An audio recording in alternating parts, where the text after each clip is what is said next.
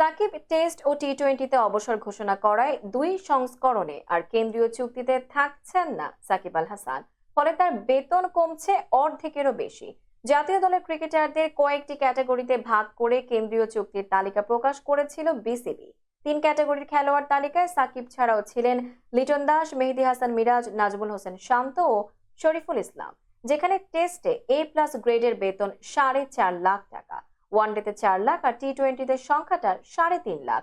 কোনো ক্রিকেটারের নাম যদি তিন সংস্করণে থাকে তাহলে ক্যাটাগরি অনুযায়ী প্রথম সংস্করণের 100 ভাগ, দ্বিতীয় সংস্করণের 50 ভাগ ও তৃতীয় সংস্করণের 40 ভাগ টাকা পেয়ে থাকেন।